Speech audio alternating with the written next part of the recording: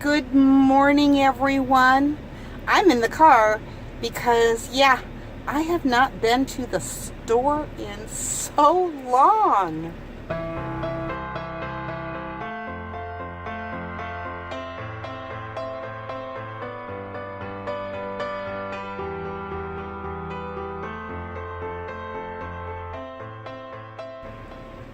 And there's a few things that, we just have to get. Anyways, I hope that everybody has a great day. I hope you want to stick around for a little bit of mine, and I will talk to all of you in just a little while. Hello again, everyone. I certainly hope that every one of you had a wonderful afternoon, because I got to be truthful with you. I had a wonderful afternoon. Who knew going to the grocery store could just be so relaxing? But not only that, I met up with a couple from our old church that are near and dear to Rick and my heart. And I guess we probably stood there in the produce department talking for over 40 minutes. But anyways, I wanted to share with you a couple of the things I got because, one of the things that I had to get, besides the regular groceries, bread, and all that kind of fun stuff, I had to get my granddaughter a birthday card because my granddaughter turned 15 on the day of the wedding. So guess who neglected to get a card and a gift for their granddaughter? Me, I did. But the other thing that I was on a mission to find is a pan. My husband just is not good at using cast iron. I use cast iron all the time, but he, I think, just wants to, everything sticks for him because he doesn't let it warm up, but that's not the point. So what I wanted to do is to find him a pan, because most of the time what he's cooking is either eggs or like a hamburger or something like that. So I found, it's called Green Life, Your Healthy Choice.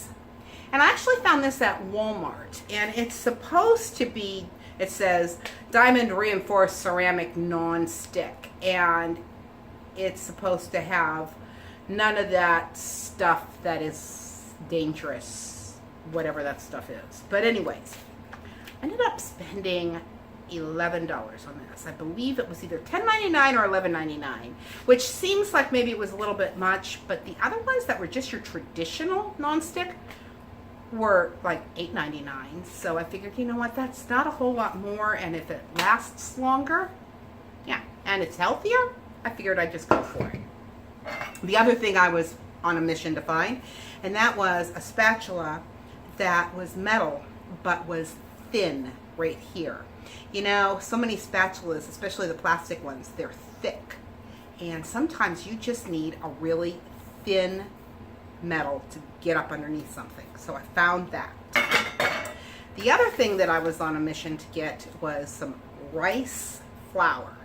Never bought rice flour before, but I was told that half rice flour and half cornstarch makes a really good coating for like crispy chicken or whatever that you're frying up, because the gluten-free breadcrumbs are, they just don't cut it.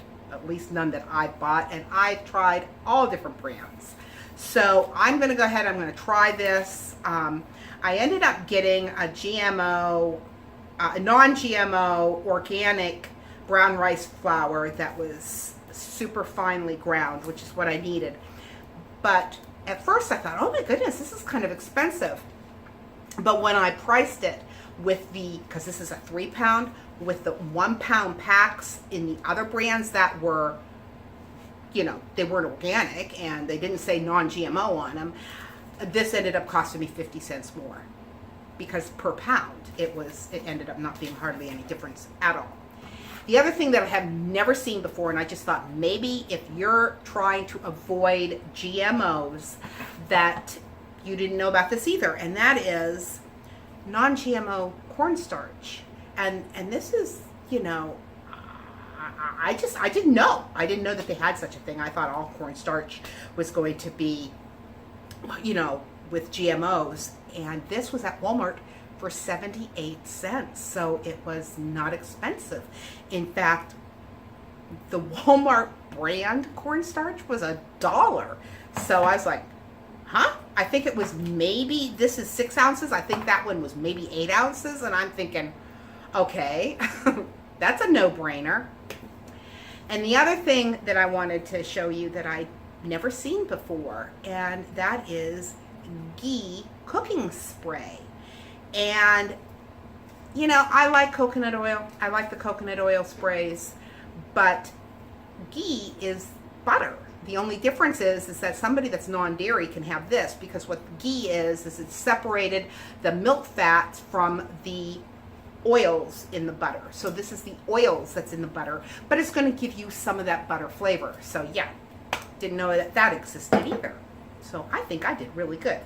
The last thing that I got was, I needed an oil bottle, because since I'm using avocado oil so much now, I thought, you know what, I need an oil bottle. I don't like picking up that great big bottle and all that. So yeah, and then I already put a little sticker on there that says avocado oil. So yeah, I'm gonna fill that up. Anyways, yeah, what can I say? It's been a fun day. Anyways, I hope that all of you had a really good day too, and I'll talk to all of you in just a little while.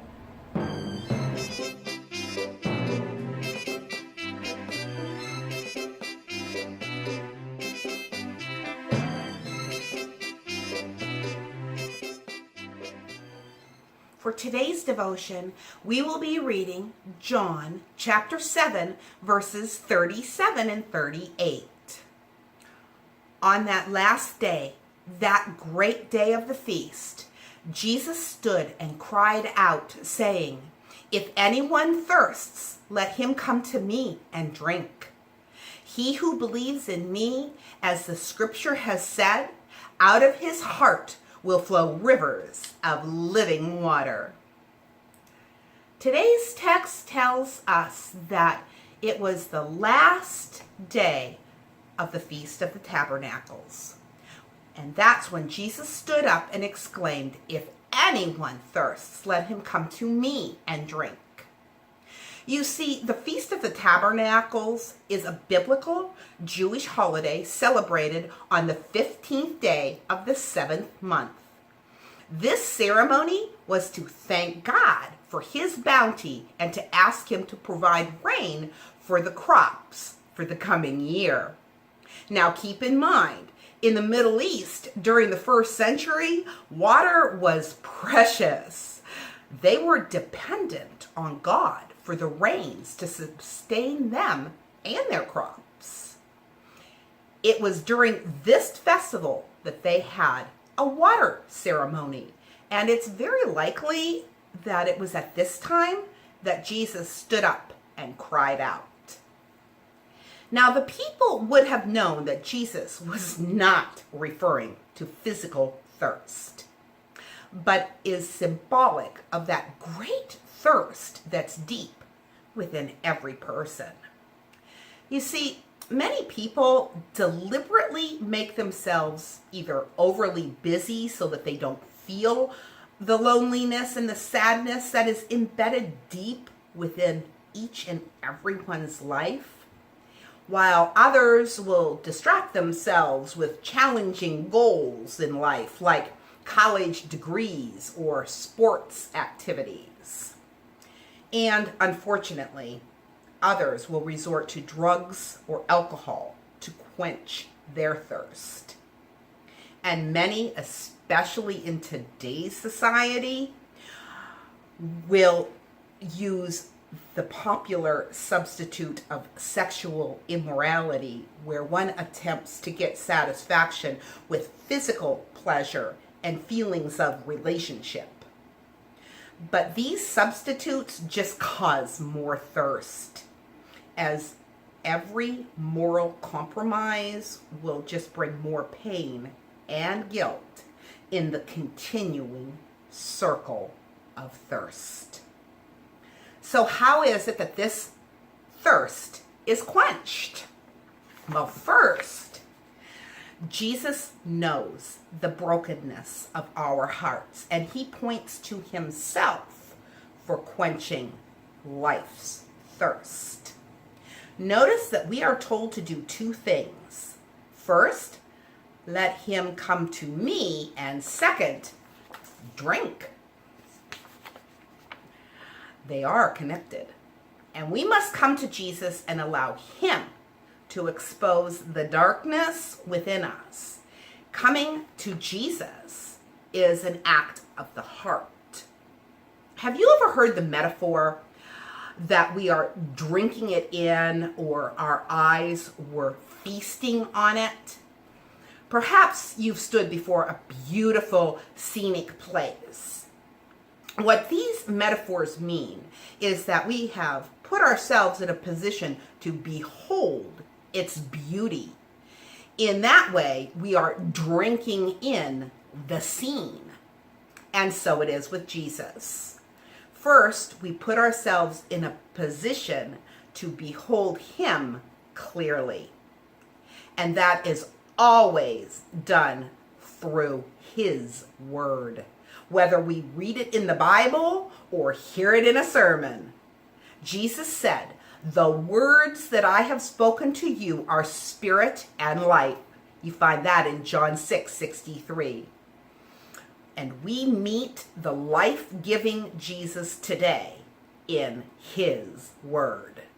And when he calls us to come and drink, it is his words to which we come. Then we drink when our gaze is fixed upon his word and we say yes to all that is in it. And with that, I want to remind you, life happens. Let's enjoy it. And the promise is that after we have taken Jesus in, as verse 38 says, out of our hearts will flow rivers of living water to others. We become a channel for the living water Jesus wants to give to a very thirsty world. God bless, and I will talk to you on Monday.